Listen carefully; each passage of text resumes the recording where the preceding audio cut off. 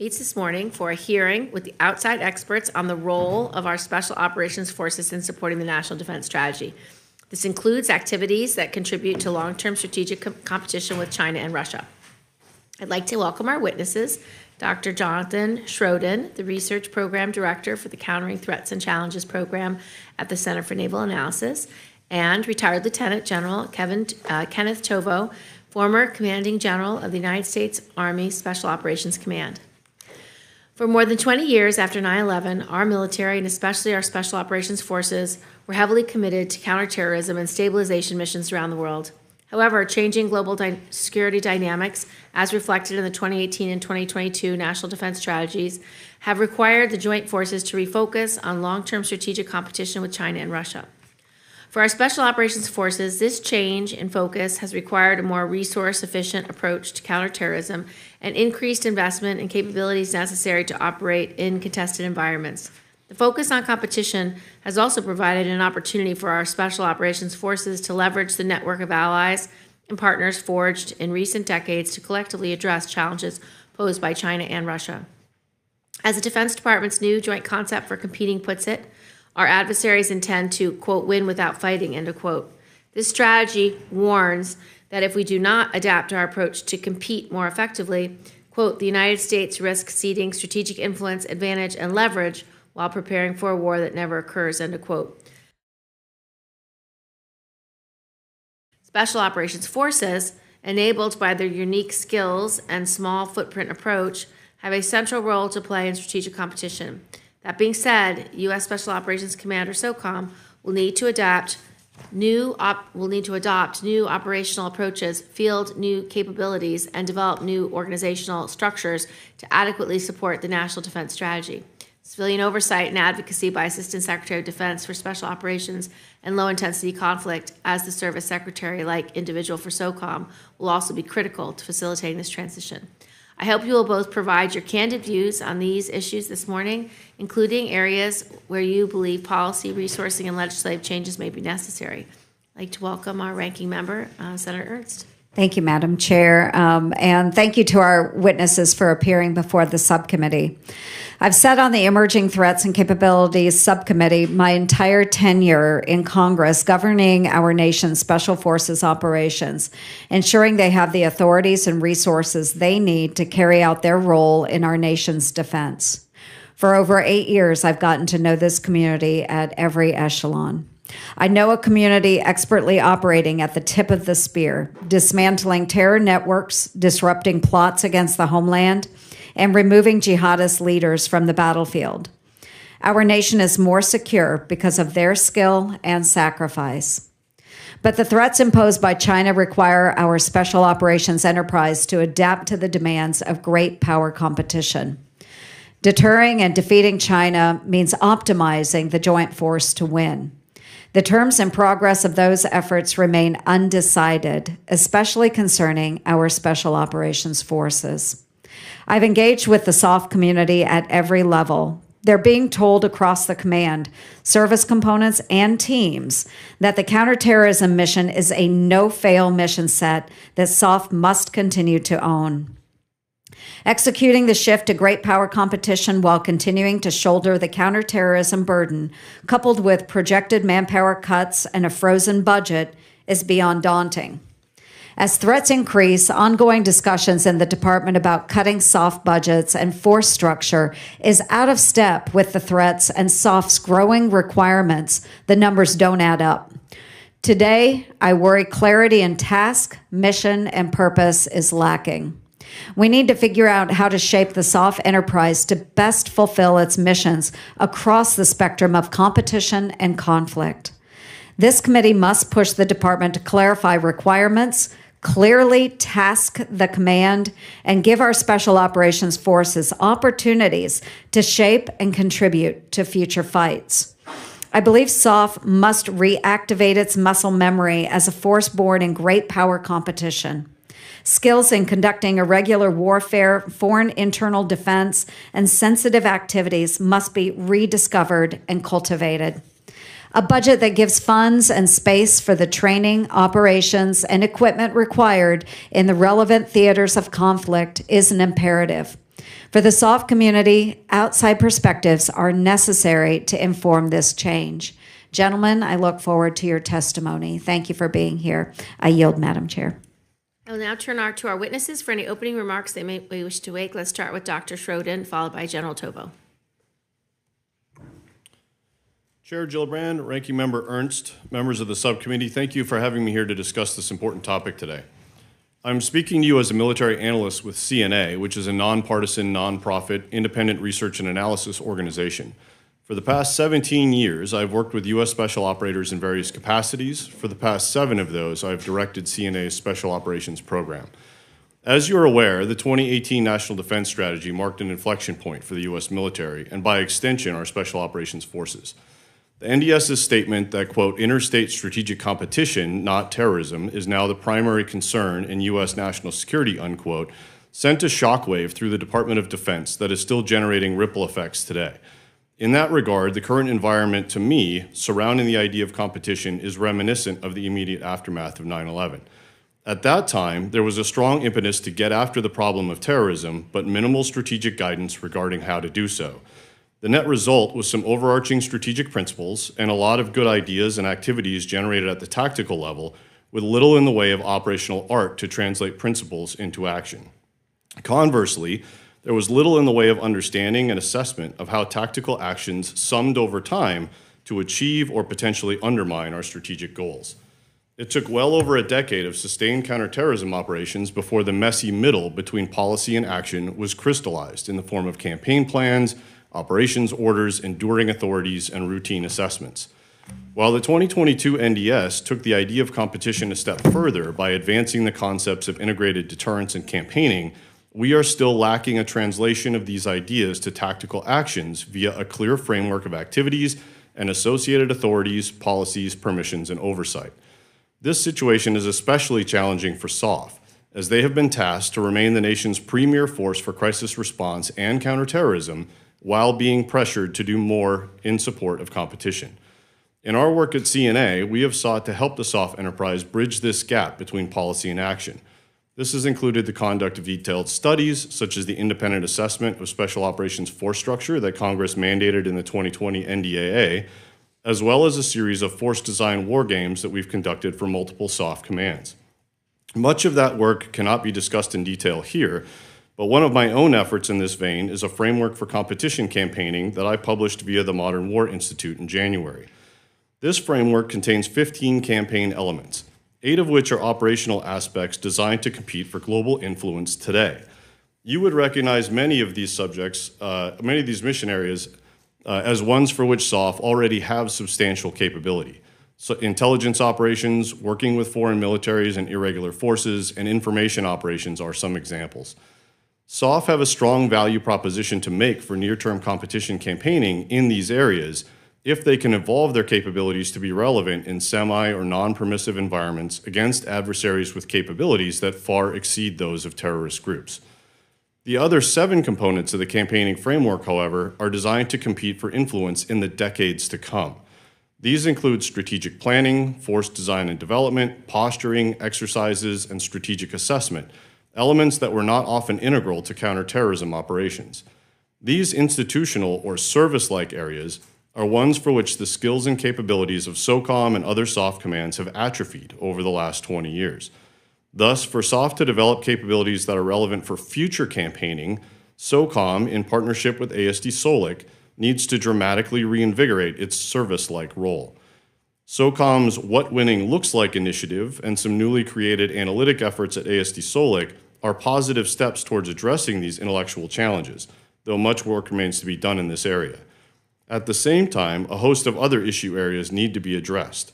These include technical ones, like how to overcome persistent surveillance and anti-access technologies, structural ones, like how to divide resources between the TSOCs and other SOF headquarters, and cultural ones, such as how to pivot a kinetically oriented force to a future that increasingly calls for non-kinetic activities and engagement.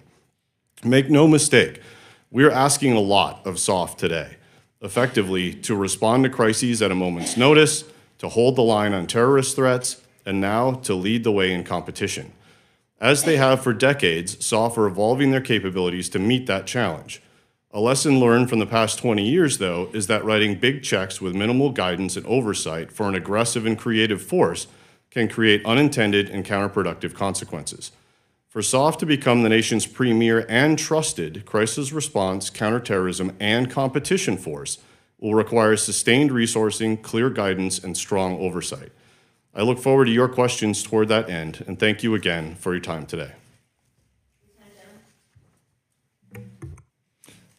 Madam Chair Gillibrand, Ranking Member Ernst, and distinguished senators of the committee, thank you for the opportunity to appear before you today to discuss the role of Special Operations Forces in supporting the National Defense Strategy, particularly how SOF contributes to the strategic competition with China and Russia. I last appeared before this subcommittee as a commander of the U.S. Army Special Operations Command 5 years ago, several months before I retired from active service. While I've remained involved and close to the SOF community in my civilian professional pursuits, nonprofit volunteer work, and personal relationships, I am no longer, to paraphrase President Teddy Roosevelt, in the arena.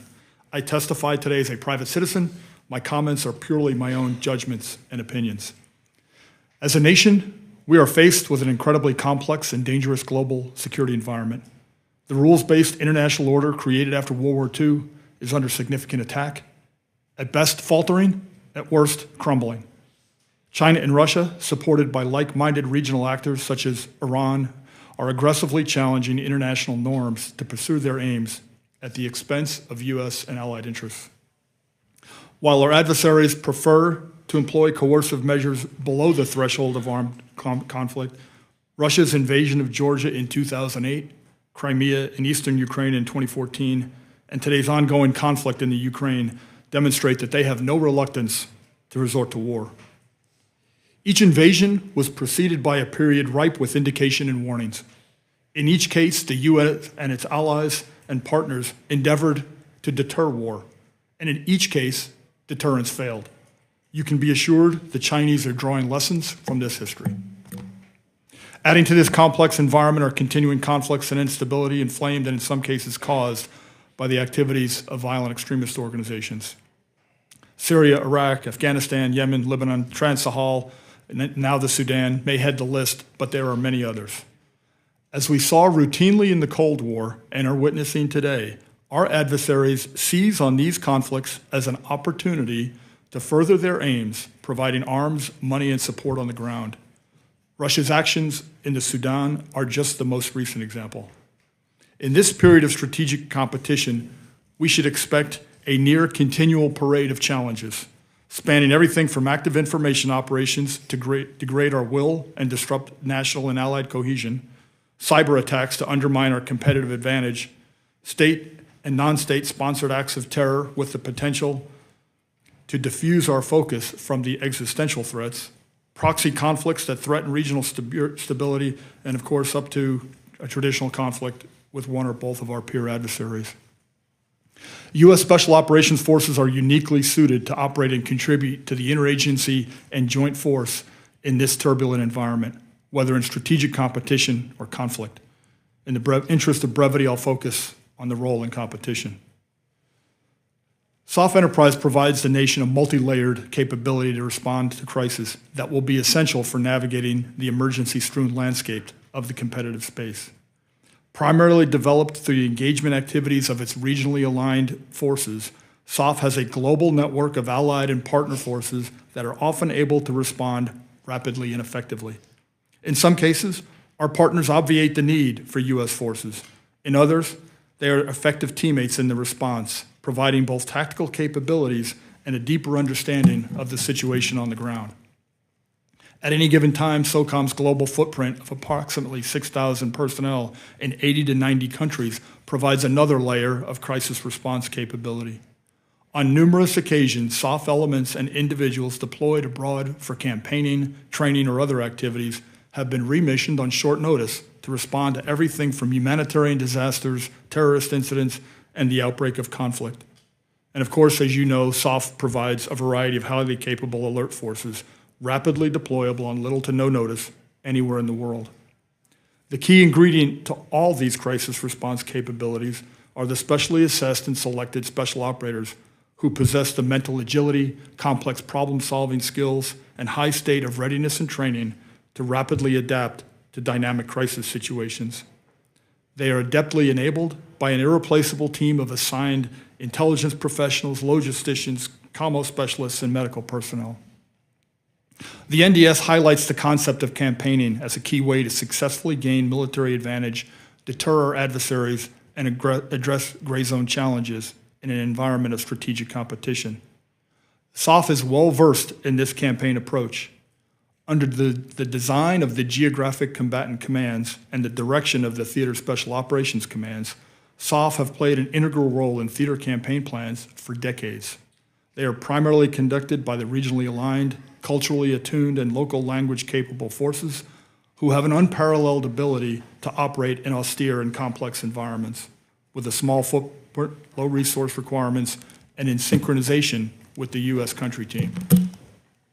Often executed as continual or persistent presence missions, these activities have been essential to developing our partners' capability, signaling U.S. commitment to the relationship, developing influence, and providing unique insights and understanding into local and regional dynamics. SOF campaign activities are long-term investments that often take years or even decades of patience, persistence, and presence to fully mature.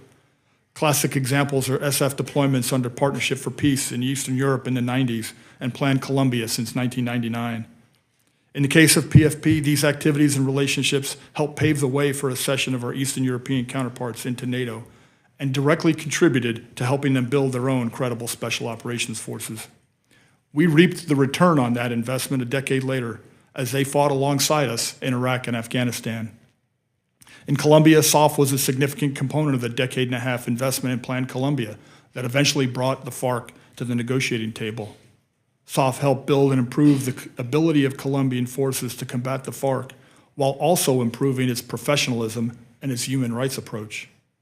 Despite the myth that SOF did nothing but direct action in counterterrorism for 20 years, this is but one example of myriad SOF campaign activities that continued around the globe despite heavy commitments in Iraq and Afghanistan. Campaigning in an era of strategic competition will be more challenging than it was in the post-Cold War era and during the GWOT. For one, China and Russia have been aggressive in spreading influence globally. To some extent, we have been absent from the field. In other instances, our efforts have been reactive and defensive. The recent diplomatic effort in Solomon Islands comes to mind.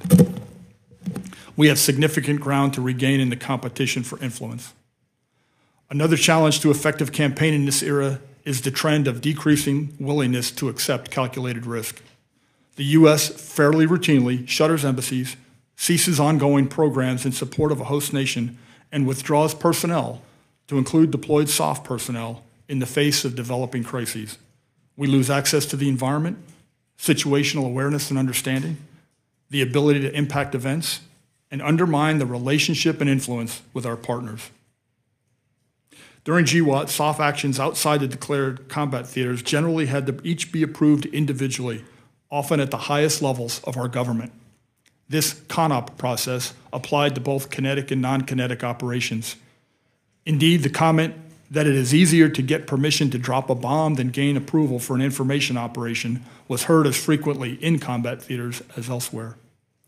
It is a bureaucratic process that can't scale to the volume of a global campaign against multiple aggressive adversaries, and where many in the approval process can say no and few can say yes. It is a process that focuses on all the risks that can be imagined in regard to proposed operations, but rarely assesses the risk of taking no action.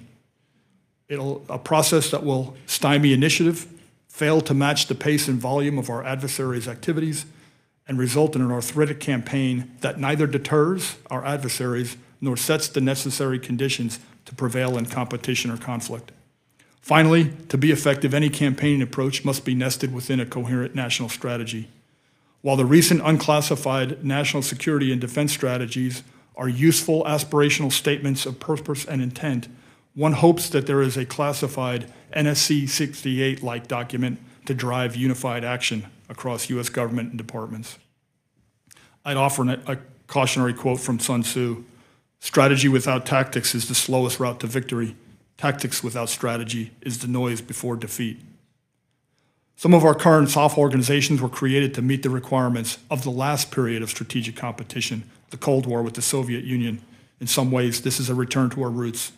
Regardless, all our nations, SOF, have a history of successful adaptation to meeting changing demands. SOCOM and its components are well on their way in this journey. I am confident they will meet the challenge. In my view, SOF is a critical capability for strategic competition, but it is not sufficient. It must be incorporated in an ecosystem that promotes action to advance our strategic aims. Senators, thank you for your time and attention. I look forward to your questions. Thank you. Can you just continue along that line of thinking? What ways would you change the ecosystem? Senator, there are a variety of tactical actions that is my understanding the force is already starting to develop and propose that would be a more aggressive in pushing back on Chinese and Russian influence. The challenge is twofold. One, it's very hard to get those actions through a system, as I described, that is, one campaign or one CONOP at a time in its approval process. But the other challenge, and this is part of the challenge of the approval process, is that lacking a strategic vision, it's hard for decision makers at any level to view these CONOPs and say, yes, this supports the national strategy. This is an effective tactical action or series of tactical actions that are appropriate to achieving these strategic objectives within a framework that's been approved. And some of this will have to mean pushing authorities and approval processes down lower in the chain of command. Certainly, information operations is one of those where clearly we need to push things a little further down the chain, all within a pre-approved national level set of themes and campaigns. I want to talk to you both about irregular warfare. As I mentioned in my opening statement, our adversaries are becoming more aggressive and challenging U.S. interests through the use of asymmetric means that often fall below the threshold of conventional conflict, commonly referred to as irregular warfare or gray zone operations. In your view, what role does Special Operations Forces in countering these challenges? Do you believe that Special Operations Forces have the appropriate authorities and capabilities to operate effectively in this domain of warfare? Dr. Schroeden? It's a great question. I think irregular warfare has, to some extent, come back in vogue after having fallen out of fashion as a term for a period of time. And I think it's good that we're having this conversation again, and that Congress has taken actions to compel the Department of Defense to stand up things like the Irregular Warfare Center to draw more sustained attention and focus on this. I would agree with General Tovo, though, that the incorporation of that more fulsomely into things like the National Defense Strategy still isn't there. Right, the 2018 NDS didn't talk about irregular warfare. There was an annex that was written separately that was largely ignored by most of the people except those who wrote it. There is not such a, there's no annex like that for the 2022 NDS, nor do I look at the NDS and see irregular warfare part and parcel of what it advances. So I think that's still a missing aspect of this. To your point about specific capabilities, I think SOF are well placed to do a lot with respect to irregular warfare in a competition setting based on extant authorities like 127 ECHO, 1202, et cetera, 333. Where I see the biggest gaps residing are in the information operations space. If you look at DoD's IO capabilities, their organization, their doctrine, their use of terminology, it is about as big a mess as you could imagine. None of the services use the same terms. When they say information warfare or information operations, they're all talking about different things. They're developing different capabilities in those areas. There is no synchronicity across the department when it comes to the use of information or even how to think about the use of information. So I would highlight that. Okay, Lieutenant General. Yeah, just to add, Senator, first of all, I would offer there is a challenge with definitions. Everybody's got a different view of what irregular warfare means. In plain English, I would offer that conventional warfare is very enemy force focused, whereas the suite of capabilities and activities we call irregular warfare are more often focused on the human terrain, a population or a nation or a partner and ally force that we're working to help develop, or a resistance force that we're working with to overthrow an occupying power. So in that essence, I'd say it's important to understand that SOF is purpose-built for those environments. Right. That's what we designed, particularly our regionally aligned SOF, your Green Berets, Civil Affairs, PSYOPs. They were purpose-built for this irregular warfare or unconventional warfare environment and are adapted very well for that. And over the last decade, the component particularly, but also SOCOM, has endeavored to build capabilities within those forces that update the ability to operate in today's irregular warfare environment, as well as filled capability gaps that we've really had for a long time. Well, let me just give you, so Section 1202, which you mentioned, Dr. Schroeden, in the 2018 NDAA authorizes the provision of support to regular forces, irregular forces, and individuals supporting or facilitating irregular warfare operations by U.S. Special Operations Forces.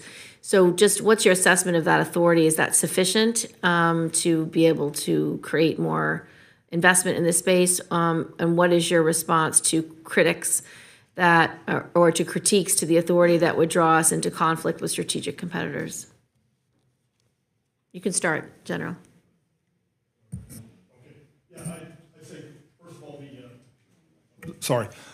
I think the authorities are pretty well drawn.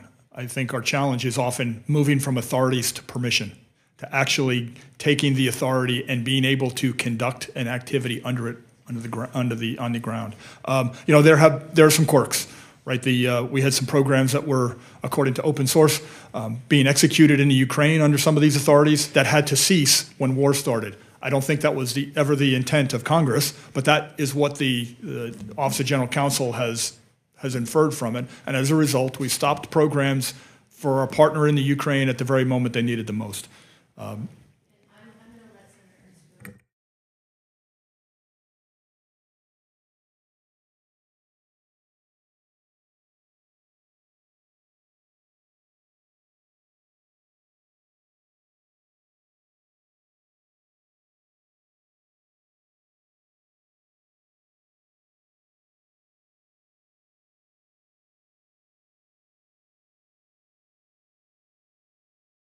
Yes, thank you, Madam Chair. And General Tovo, I want to say thank you as well. I do remember the last time you were in front of our committee, and certainly appreciate your candor in this discussion today. It comes from a valuable background of time on the ground, so thank you.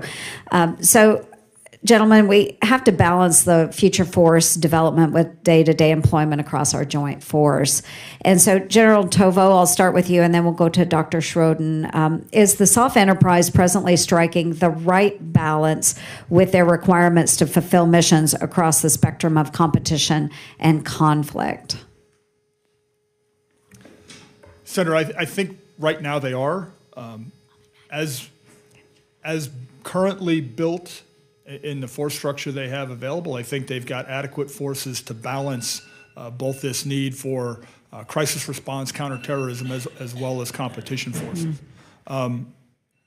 Certainly, if some of the service plans to reduce SOF, in one case up to 10 to 20% of current authorized strength will impact that capability, particularly if it reduces some of those enabling capabilities such as intelligence personnel. That will be very difficult. And I think just the last thing I'd say is that it's important to recognize that these are not three stovepipes that are mutually exclusive. In many ways, our efforts on the ground to help a partner in a counterterrorism problem they have is actually part of how we get access and placement in a country that then allows us to compete and gain influence at the expense of our adversary. So often counterterrorism may be the vehicle we ride, so to speak, in order to have a means to compete with our adversaries. Very good. Thanks, General. Dr. Schroeden? Yes, ma'am. So I agree with what General Tovo said. I would add a few things to that. So when we did the force structure assessment that was mandated in the 2020 NDAA, which I had the honor of leading, one of the things we did was to look very closely at what is the demand signal for SOF coming from the geographic combatant commands as well as from the services, and how does that compare to the extant force structure that they have today. We ran a bunch of different calculations, scenarios, et cetera. one of the common themes in terms of force structure requirements that emerge from those is in almost every scenario we looked at, there was a higher demand for PSYOP forces, for civil affairs forces, for undersea warfare and maritime capabilities than what the force has today. So I think there's a lot of capacity for counterterrorism that still exists that hasn't been fully repurposed yet, in my view. And I think there's still room for a rebalancing of some entities that were dedicated to counterterrorism for a long time that could be repurposed towards other areas. But there is, I think, room for additional development and expansion of capabilities of the types that I mentioned that, again, our calculations seem to indicate an increasing demand for those, and yet the supply has remained roughly static for a very long time. So let's continue with that. I think that's really important, Dr. Schroeden. Then how can the DoD rebalance that demand signal from the global combatant commanders then when it varies theater to theater? What would you recommend if you were sitting down at the Pentagon? What would you say? How do we balance that? I think that is the million-dollar question, Senator. When we're talking about campaigning, as you well know, there is no single entity that you could point to in the Department of Defense and say that entity is in charge or is fully in the lead for a global competition campaign against the likes of China, for example. Notionally, Indo-PACOM is supposed to be the global integrator, global synchronizer for that type of thing. But I think it's pretty clear to anyone who looks at Indo-PACOM's capabilities and where its focus areas are, that mission exceeds its ability to conduct, right? That mandate is just not something that Indo-PACOM can reasonably fulfill. And so there's a lot of debates that then emerge about, well, should the Joint Staff play that role? Joint Staff isn't really an operational entity, it's an advisory entity for the most part. So it may not be appropriate for the Joint Staff to play that role. If not the Joint Staff, then who? And there's a bunch of different options. At CNA, we're currently in the midst of the independent assessment of the Unified Command Plan that Congress mandated last year. So that will lay out some options to look at this, but that's not complete yet. I wish I had a firmer answer to give you, but I think there's not one to be had at this point in time. I do too, and I think that's really important. I'm General Tovo, and I visited about this a little bit in my office yesterday as well. And just the fact that there is no single entity, and we have to have the right path forward.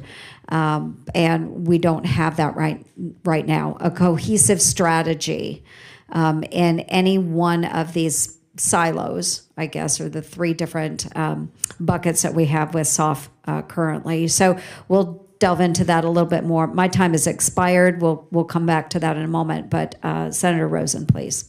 Well, thank you, Senator Ernst. I really appreciate you and, of course, Senator Gillibrand holding this hearing. Thank you for the two of you for service to our country and for being here today. And I really want to build a little bit on what some of the things Senator Ernst is talking about. We're in an era of great power competition, right? And Russia's brutal invasion of Ukraine and China's increasing assertiveness in the Indo-Pacific, they both confirm the National Defense Strategy's classification of Russia and China as strategic competitors who threaten the rules-based international order. So, General Tovo, given that these theaters pose far greater challenges for the U.S. to operate than where our counterterrorism operations of the past 20 years have taken place, how are the Special Operations Forces evolving to confront this great power competition? And how does this impact SOF's ability to operate effectively in denied areas for extended period of time?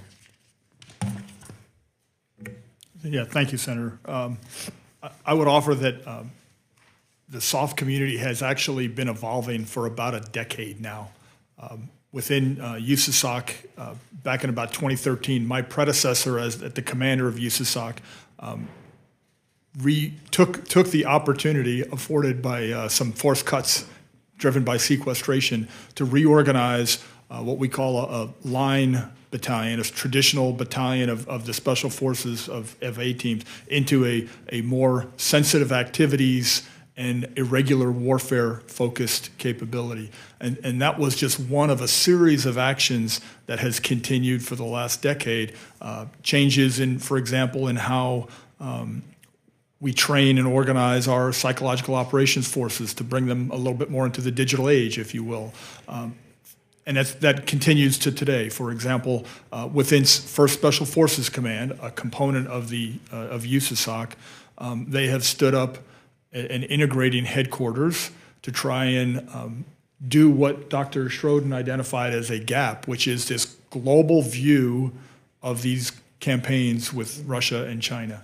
And so they are focused, obviously, on the SOF that they control and deploy, Civil Affairs, PSYOP, and Green Berets, but they have created this headquarters to try and first sense and see what the environment and what our adversaries are doing, particularly in the information domain, as well as synchronize our operations through the TSOCs, and then leveraging close connections with Cybercom and Spacecom to understand potential tools that could be used to push back on our adversaries. So I'd say the evolution has been ongoing for quite some time.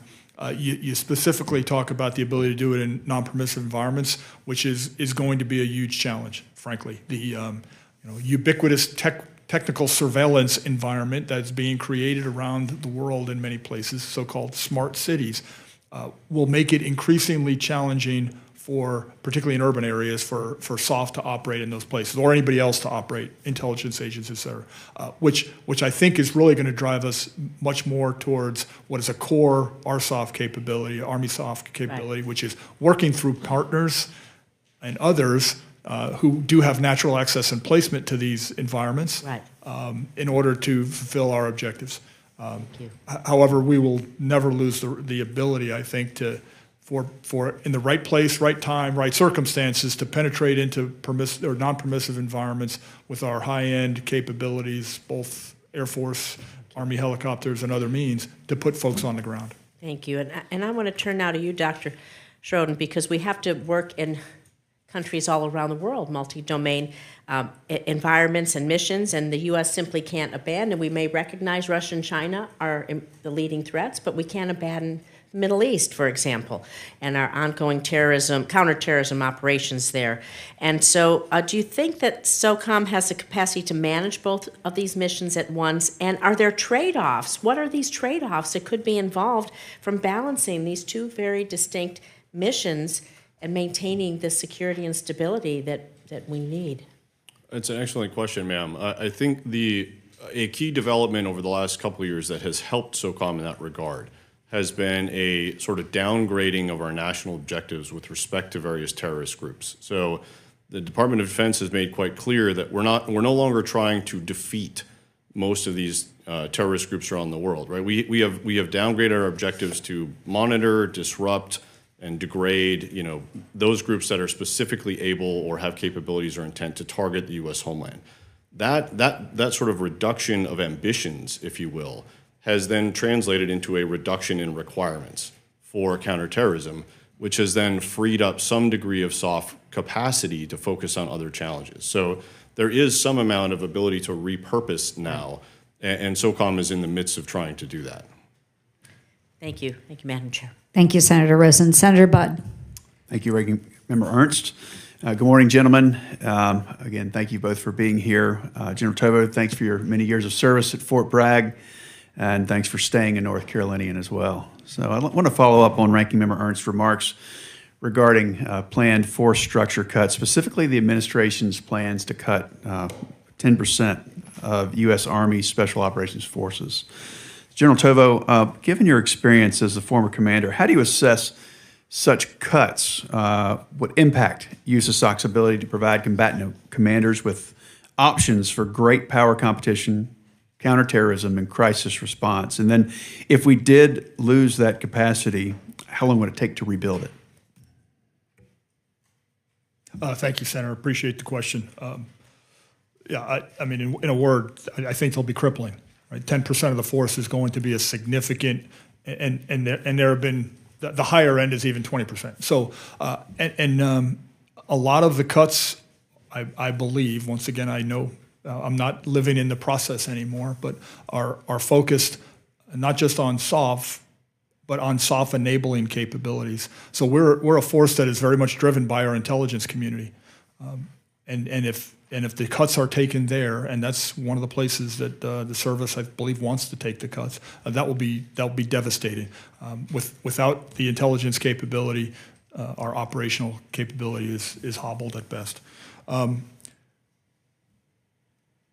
It is also likely that many of the cuts will affect proportionately the regionally forces much more. The Green Berets, PSYOP, and CA, areas where we really can't afford. They are the prime forces for competition. They are the persistent present forces out in the crisis spots of the world who are working with partners and have the ability to do all the things that our last two NDSs have said we want to be able to do to leverage partners and allies. And if we take cuts in those, we'll certainly have less capability. As to how long it will take to rebuild them, hard to say, but it'll be measured in years. Years. Wow. Thank you. Dr. Schroeden, I'd like to talk about information both as an instrument of national power as well as information operations as a core SOF activity. Successful information operations can have significant deterrent value. How do you assess U.S. strength in the information domain? I don't think we're very strong in the information environment right now, and I don't think we're likely to get stronger anytime soon, if only because, in my view, we're not putting the right degree of emphasis on that. I think you could start with the national security strategy. If you pull up that document, you will see clearly, sections that are clearly dedicated and labeled as dedicated to diplomacy, military, and economic levers of U.S. military might. A glaring absence in that document is any discussion of information as a tool of U.S. national power. So even at the most senior strategic levels, we have effectively ignored information as an instrument of U.S. national power. And it just flows downward from there. The further down you go, the messier it gets, because there just is no strategic direction about how we intend to use information as a nation. In fiscal year 2020, the NDA, in addition to creating a new principal information operations advisor, called for a holistic strategy and posture review of information operations within the DoD. Now, it's my understanding that your organization, the Center for Naval Analysis, completed that study and submitted it to the department. Is that correct? That's correct, sir. I don't think we've seen it here in committee yet, despite being more than a year late. Do you know the current status of the report? As I understand it, it is with the senior-most officials in the Defense Department for their review, and they will transmit it whenever their review is complete, but I don't have any more detail on when that might happen, sir. Okay, thank you. In the brief time that I have remaining, sticking with you, Dr. Schroeden, you recently wrote a piece for the Modern War Institute on SOF competition campaigning. Now, from an oversight perspective, some have argued that campaigning against nation-state competitors carries significant more risk than campaigning against terrorist networks. On the flip side, properly planned irregular warfare campaigns could increase deterrence and provide additional tools for de-escalation. How should we think about this as we craft authorities and conduct oversight of the soft and great power competition? It's a great question. Certainly irregular warfare against the likes of China and Russia carry much higher degrees of escalatory risk than counterterrorism operations. And we've seen this in the war games that we've conducted for SOF and for other entities as well, that as a military, we are still in some ways relearning how to think about escalation dynamics in these types of operations, especially irregular warfare ones. So I wouldn't be able to look you straight in the face and say, we have a good understanding right now of what those escalation ladders look like and how to effectively manage them. I think we're learning that as we work through these analyses and war games now. And that's something I think that Congress will want to keep a close eye on going forward, is how is the department assessing risk of escalation? How is it mapping out what escalation ladders look like under various scenarios? And how do irregular warfare and activities and authorities play into those types of escalatory ladders and scenarios so that we have that fulsome understanding, or that we develop it? Thank you both for your time. Okay. Thank you, Senator Budd. Senator Schmidt. Thank you, Madam Chair. I wanted to ask a couple of questions. I made clear in a bunch of committees so far this year that the threat that China poses is paramount, I think, to not only the national security of our friends and allies, but of the United States. And I know that Senator Rosen, I think, asked a question or two about the different terrain and training in places like Afghanistan to sort of island hopping in Southeast Asia or in the Indo-Pacific. And I'm pleased to see the growing relationship between the Philippines and the United States. I guess I'll direct this to you, Lieutenant General, on the Philippines. Could you just discuss what those recent agreements mean, how they can help our special forces, and do you think that activity there can help discourage or dissuade China from moving on some of their grander designs? Senator, thanks for the question. I think, and thanks for turning attention to the Philippines, because it's a classic example of how we can campaign over the long term with SOF to great effect, not only at a tactical level, but a strategic level. So the engagement in the Philippines began under the GWOT in 2002.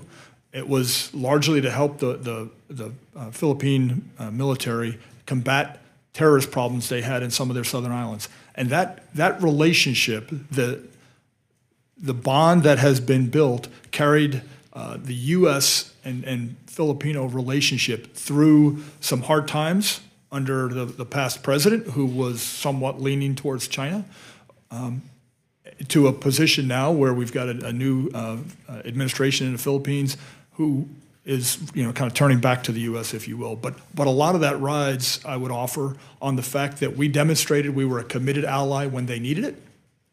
We had presence on the ground. We built relationships, et cetera. And so it highlights the long-term investment of some of these soft campaigns in an irregular warfare environment. To the specific question on the PI and its importance, I think the Indo-PACOM commander is on record in open source basically saying that without basing in the Philippines, it's almost impossible to orchestrate a campaign in defense of Taiwan if called to. So you can't underestimate the value of those bases. And I think you also can't underestimate the strategic value that it sends to the rest of the region, that the U.S. is still committed to its partners and allies throughout the Indo-Pacific region. Yep.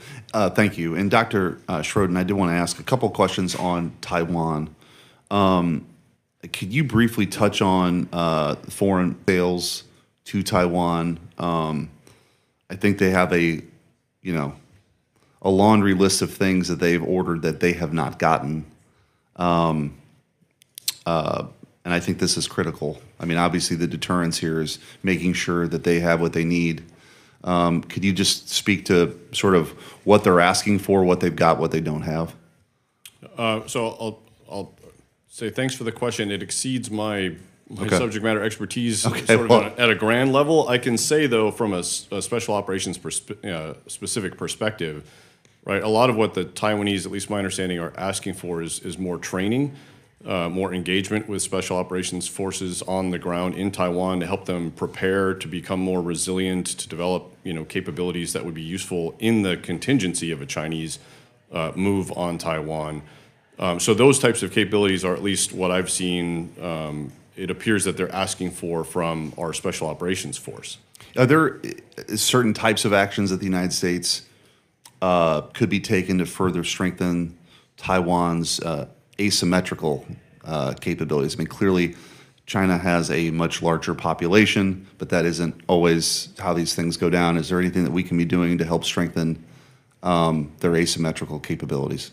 I think there is, and there's a lot of lessons to be drawn on what was called the resistance operating concept that SOC-UR has been employing in the Baltics and other parts of Eastern Europe, right? That the colloquial idea is to turn those countries into, they call them hedgehogs or porcupines to the Russian bear. And so now there's a lot of discussion about, is there a way that we could turn Taiwan into a porcupine-looking island to the Chinese? And a lot of the types of things I just described in terms of, SOF interacting with specific parts of the Taiwanese military, specific parts of the Taiwanese population to help build that resilience, to help prepare for resistance in the eventuality of a Chinese occupation of the island. those are things that SOF could be doing now if they had the authorities to do them. And obviously, those are things that also have a long shelf life in terms of building those capabilities. So the longer it takes to get such approvals in place, the less likely those capabilities are to be useful in the, in the eventuality of a Chinese invasion. Okay. Thank you. I want to talk a little bit more about information operations, and Senator Ernst, if you have a second round, you can take it too.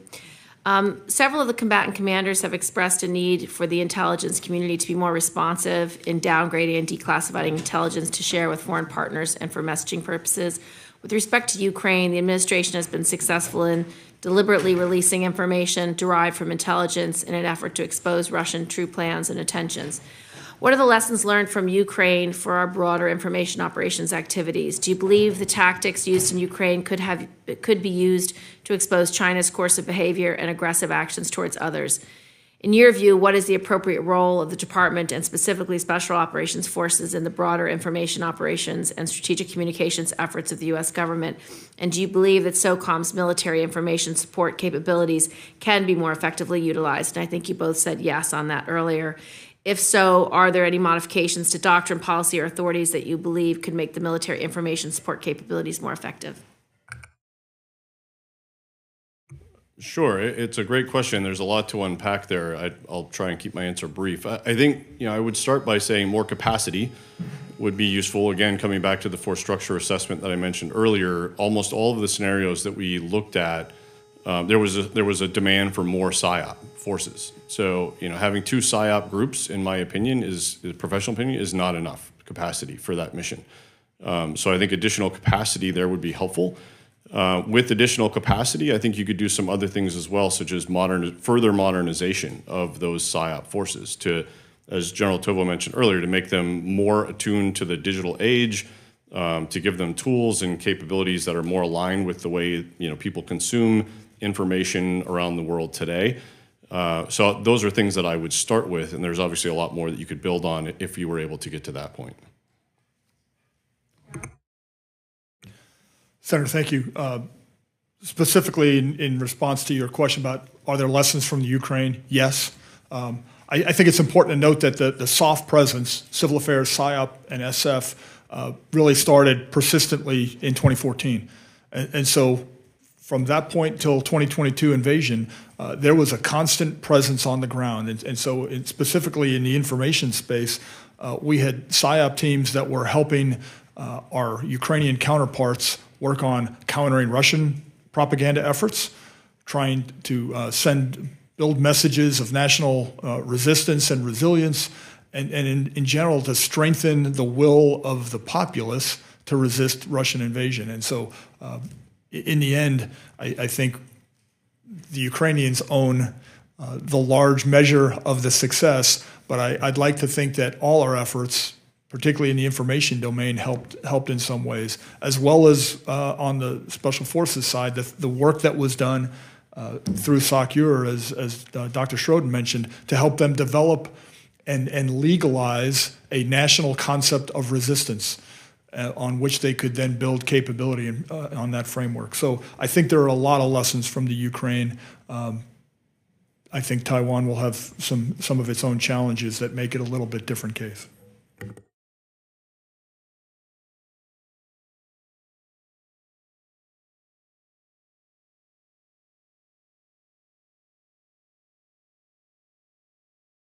Units. Throughout SOF, women service members' representation has increased approximately 40% over the past 5 years, end of quote. However, late last year, the GAO identified a number of barriers to women serving in special operations and made a number of recommendations for revisions to policy, gathering of data, and process improvements to address the challenges. Dr. Schroeden, can you describe the value of women that they bring to the Special Operations Unit and what more needs to be done to increase participation? Oh, it's a great question. I think so let me start with the value. I think there's a lot of value that women bring to SOF. And one doesn't, the people who argue most vehemently against that, to people like me on Twitter, for example, I find to be the ones who are also the most ignorant of SOF history, right? If you go back to the origins of special operations in this country, the OSS, right? The original sort of incarnations of special operations like forces, you will see many stories of women involved in very, very interesting and fascinating and operationally effective ways.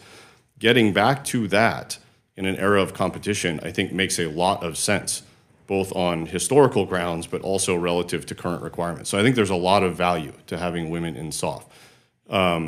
In terms of barriers to entry, and early on, a lot of it had to do with, making equitable facilities, and there's still some challenges with that, as the GAO pointed out. So there's still some work to be done there.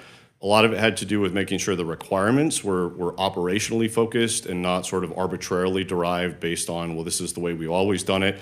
A lot of work was done on that immediately after these occupational specialties were open to women. So I think we're at a point now where, the vast majority, if not all of the standards have been, operationally validated and sort of made gender neutral. What I'm seeing now is, right, in order to get more women into, especially the parts of SOF that require assessment and selection, you need trailblazers, right? You need people to actually make it through those programs so that other women can look at that and say, somebody made it through, that means I could make it through too. And that's just, I think, a natural part of a new population breaking into any extant career field or population, et cetera. We're starting to see that now, right? More women have broken through we have women rangers who have led, other rangers in combat. We have women Green Berets now. There are women trying to become Marine Raiders, as well as, special tactics operators in AFSOC. So as we get more women into the force, I think it will have sort of a gravitating effect of showing that it can be done and hopefully inspiring other women to try as well. Lieutenant General, do you have anything you want to add? Yeah, I just a couple quick points. First, I agree on the aspect of history, right? We've had women involved in our special operations since our roots of the modern force with the OSS. As Commander USASOC, I was actually lived through the process by which we had to recommend through the SecDef to open up combat specialties of the Rangers and Green Berets. And we did put a tremendous amount of effort into studying the issue, looking at what other nations and services had done to ensure that we built the best possible framework for women to join and succeed. I think across the SOF force right now, women are at a pretty high density, and as you quoted, they're higher than they've ever been. We're still in fairly low numbers, though, in the combat specialties of Rangers. Infantry Rangers. They're in other aspects, but also within the Green Berets. But certainly, we've had many years now of women in some of our sensitive activities roles, and they have performed remarkably. And then lastly, I would just highlight that USASOC about a year ago did a study on some of these barriers to entry, but also challenges once women are in the force, and have a pretty significant ongoing effort to overcome everything from facilities, but also just equipment challenges, et cetera. So I think the command is focused on any remaining issues and are working through them. Thank you. Yes, thank you very much. And I'll start by just reflecting upon the conversation directed by Senator Budd when it came to cuts across the force in SOF. And I was going to focus a little on that, something that we discussed yesterday, General Tovo. But I feel strongly about SOCOM and their numbers, because at some point, and just to give everyone that's here listening a little background, anytime that there is a cut or additional requirements placed upon SOCOM, our SOCOM command team will, salute smartly and move out and say, we can do it, yes, sir, yes, ma'am, we're going to do it. We keep cutting in that area. We see force structure challenges coming up in the near future. And I am very concerned about this, because while SOCOM will always take on that mission and move out, at some point those cuts become untenable. And we can't continue to do it. Soft truth, this very well, General Tovo, that you cannot mass produce SOF in a crisis. And we can't get to a point where we're faced with a crisis and we do not have the operators that are able to step forward. So we really do have to push back against that. I'm glad that Senator Budd went down that line of questioning. Gentlemen, as I said in my opening statement, SOF is purpose-built. We were just talking about some of those, those from the Ranger community. Remember William Darby, and Darby's Rangers in World War II. They were put together for very specific purpose in World War II. And they're purpose-built to lead competition in the force within the Department of Defense. Yet I'm very, very concerned that a number of our senior leaders in the department have yet to formulate clear strategies and the role that SOF will play, that associated guidance to drive the actions of SOF and the broader joint force. So first, Dr. Schroeden, I'd like to start with you. In your view, how should we be thinking about the strategic objectives of competition when it comes to China? And what role should SOF play in supporting these efforts? Yeah, that again, another $1 million question, Senator. I think a lot of it starts with what is the theory of success of competition? And I've yet to see anyone in the department firmly articulate what that is. If you were asking me in my professional judgment, what would I advance as a particular theory of success for that? I might advance that what we're competing for is the relative alignment of non-allied states around the world.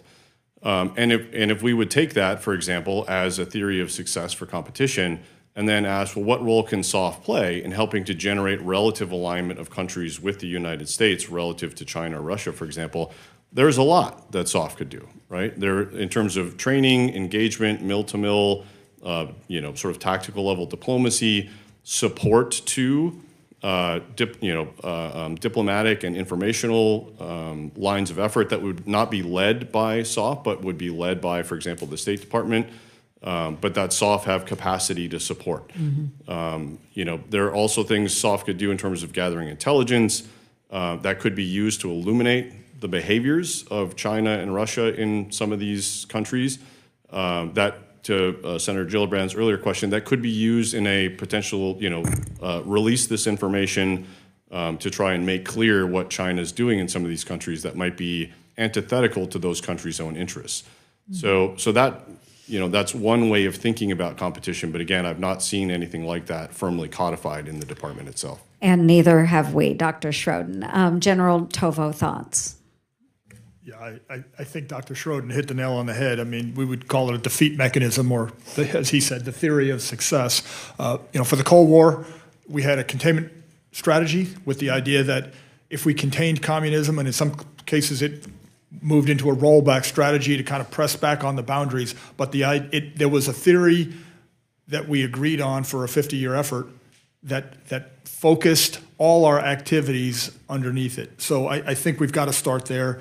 And then he did a great job highlighting where we can help, certainly the engagement with partners, illuminating the activities of our adversaries, the nefarious activities can't be overstated, and that then turns into fodder for the information campaign, if you will.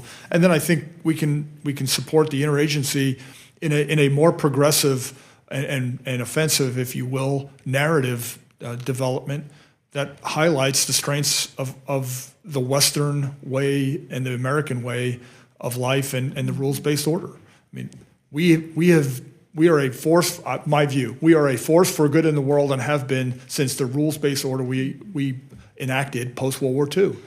And we all, every aspect of the USG that has a component of this information campaign globally ought to be on message pushing that narrative as a counter to what the Chinese and the Russians offer, which when you actually put them side by side, aren't that appealing to anybody in the world. Thank you. Thank you, gentlemen. Just to follow up on that question, do you have any alignment with defense intelligence? Like, do you do defense intelligence operations ever? Given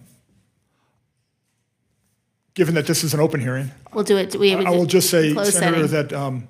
that in my experience as a TSOC commander and then subsequently in other jobs, yes, we worked very closely to ensure that we were presenting or creating a coherent and synchronized effort, not only with defense intelligence, but with all the intelligence The community. entire intelligence community. Well, that makes a lot of sense to me. Senator Ernst, do you want to close the hearing, or do you want to ask more questions? Let me see. I think I probably have a couple number more. of members, If you're, yeah. yeah. Go ahead. Or are you done? Okay, I have one more round.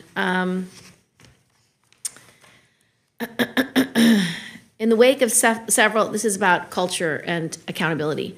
In the wake of several high-profile ethical lapses, SOCOM completed a comprehensive review of soft culture and ethics in 2020, which identified 16 corrective actions to be taken by SOCOM in the areas of force employment, accountability, leader development, force structure, and selection and assessment, most of which has been completed.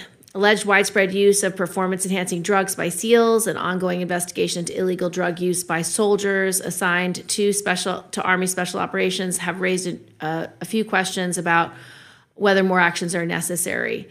Do you have any additional reforms that you would suggest that you believe are necessary to address perceived cultural issues within special operations communities for both of you? Dr. Schroeden? Dr. General, go ahead. Thank you, Senator, for that.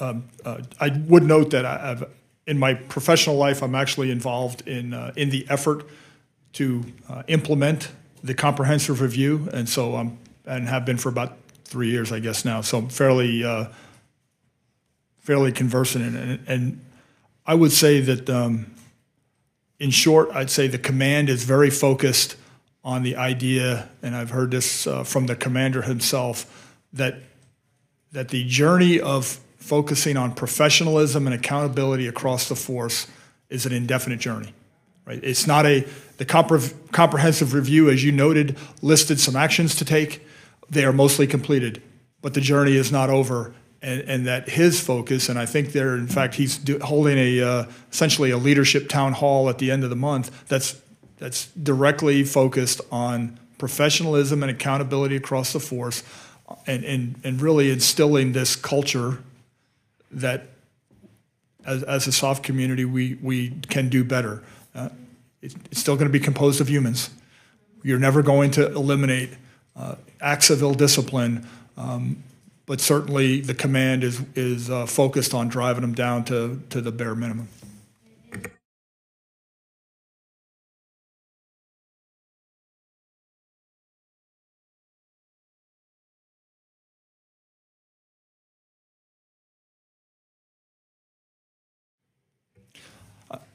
I view the comprehensive review as a hypothesis that the force was overemployed, leaders were disengaged in some cases because they were operationally employed away from their forces, and that led to acts of ill discipline. I will tell you that there's been a pretty good effort on data to try and prove or disprove the hypothesis, and that correlation has not been proven.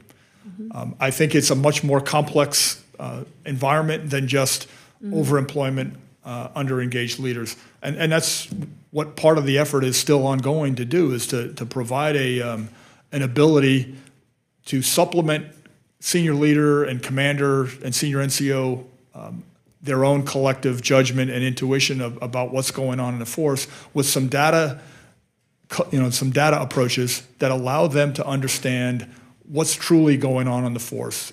Do we really have a crisis at any given time in certain portions of it as far as ill discipline, et cetera, and so that they can act in a much more responsive manner when in fact they're... Did you have a force survey to give you data on what the force thought the issues were? I'm sorry, Senator. Did you have a force survey, meaning let people fill out questionnaires? Actually, the effort has tried to take advantage of the ongoing surveying tools, the DEOC survey that happens every year. Big effort to look particularly at the written comments to understand what folks are actually taking the time to put down on paper, and then characterize trends that they've provided to the command for their information. My last question is about civilian oversight. As I mentioned in my opening statement, recent National Defense Authorization Acts have included important reforms designed to enhance the ability of the Assistant Secretary of Defense for Special Ops and Low-Intensity Conflict to act as service secretary-like civilian responsible for oversight and advocacy of Special Operations Forces. to both of you, what is the value to the special operations enterprise in having a properly empowered service secretary like civilian in the Pentagon? Or not?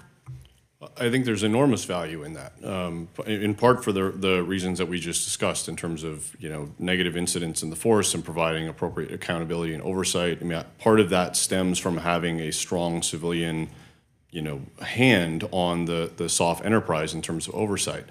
I think ASD SOLIC does, it does its literal best to try and do that, but it is, I think, hobbled in its ability to do that both by structural issues, and here, right, I mean, the Assistant Secretary of Defense relative to a 4-star is not much in the way of horsepower inside the Pentagon, so there's that sort of structural imbalance, which I think is exacerbated by, the actual secretariat, the service secretariat is run by a DASD, which is even less horsepower relative to a 4-star command. And then there's just a mismatch in manpower. I mean, the service secretariat in ASD SOLIC is some tens of people trying to provide civilian oversight of an enterprise of 70,000. It doesn't take much math to see that they're an overworked and overwhelmed staff, and they could, I think in Secretary Mayer's testimony some weeks ago, right, he said another 20, 25, 30 people would be useful, and having more senior leaders so that they could show up at all the right meetings with the right level of seniority would also be helpful, and I concur with those recommendations. I think I agree with everything the doctor said. The only thing I'd add is, in addition to being short on manpower, the ASD SOLIC also has several other tasks that one might have been given to it that also diffuse its efforts to focus on both oversight, but also the other piece is that SOCOM needs a strong advocate inside the building when it's battling things like force cuts, and because of its relative under-empowerment compared to the service secretaries, it can't really fulfill that role of advocacy for the force in some of these resourcing fights that I think it could if it was more powerful. Thank you. And just to go a little bit further with the civilian oversight, you alluded to it a little bit earlier, but General Tovo, it was actually in your opening statement that the current process that governs how we use SOF to conduct operations around the world is overly bureaucratic. I think we can all agree in this room. It's risk averse and undermines our ability to effectively compete with our adversaries. Now, you went on to state that it's a process that will, quote, stymie initiative, fail to match the pace and volume of our adversaries' activities, and result in an arthritic campaign that neither deters our adversaries nor sets the necessary conditions to prevail in competition or conflict, end quote. Our special operators they're really the most innovative force within the DoD. They can take what they're given, come up with solutions. They provide enormous value in competing with China and our other adversaries. But instead of empowering them to think creatively and make those decisions, the bureaucracy has literally forced them to fight with one hand tied behind their back.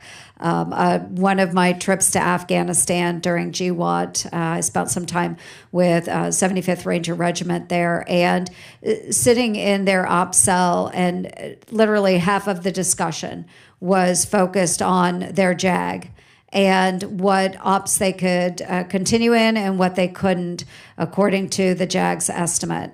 And it goes back to the point where you have so many of those that can say no and very few that can say yes on moving out. So General Tovo, will you talk more about how this bureaucracy undermines SOF's ability to effectively operate? And if you can tie that more broadly to how it ties us up when we're dealing with China.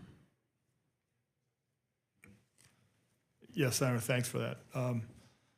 Yeah, I mean, it comes down to the fact that one of the strengths of our military writ large, and really our across our government, are our people, right? The ingenuity, complex problem-solving skills, and particularly in SOF, we pride ourselves on specially assessing and selecting individuals who are problem solvers. But if you don't give them the authority to act, all they become is frustrated And in many ways, that's where we've been in a lot of ways, both at, I would say, the last portion of the GWAT, but also now in competition. They're being told, you need to help compete against China. They're coming up with ideas. They're pushing forward CONOPS, but it's just translating that to action has been very difficult. Once again, I'm a believer that part of this, the challenge is without an overarching strategy that defines what we're trying to accomplish as a nation to achieve success, as Dr. Schroeden talked about, it's hard for decision makers at every level in between to understand, is this the kind of activity that supports the strategy, or is this a kind of activity that will be counter to the strategy? And so God bless our SOF operators, we will come up with a lot of good things. And there may be some things in there that might be counterproductive from a strategic perspective. So you've got to have the framework as a start, and then empower those below to take it on. And it's nowhere is this more apparent, frankly, than in the information sphere. You would think that information, yes, words matter, but there's this fear that somehow if we put the wrong message out, we're going to break the internet. I think the internet is fairly resilient. I think it can survive a bad. What's that? It's already broken. But we need to be more aggressive, and part of being more aggressive in every environment, information included, is that we've got to power down decision making. Provide our information experts with the themes and messages that are acceptable at the national level, and allow them to figure out how to apply it.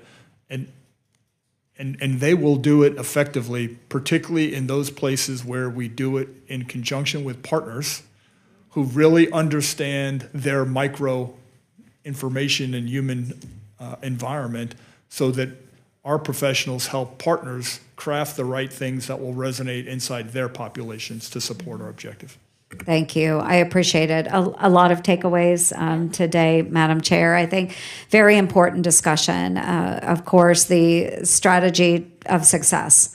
We have to understand what is that ultimate objective, and then how does SOF progress to get to that level of success or that objective. I think we need that clearly defined within the Department of Defense. I think force structure is another big takeaway from our conversation, that we as leaders are very concerned about the impending force restructure of SOF, and the fact that we may lose so many valuable operators throughout the forces. And information operations, another good takeaway there.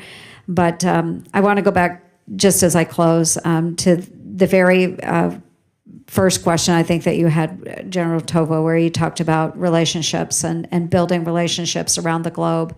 And as we look at our force structure, if we are pulling these forces out of places like the Philippines and elsewhere, we lose those relationships. And if we really do want to compete against our adversaries in global power competition, we have to have these operators, these forces out there working with those populations, developing those relationships and trust in order to push back against Russia, push back against China. I think it's incredibly important. And those that are tasked to do it are Special Operations Forces. Gentlemen, thanks for being here today. Madam Chair, thank you very much for convening this subcommittee. Thank you, gentlemen. Very good. That's great. So Yes, sir. can we rank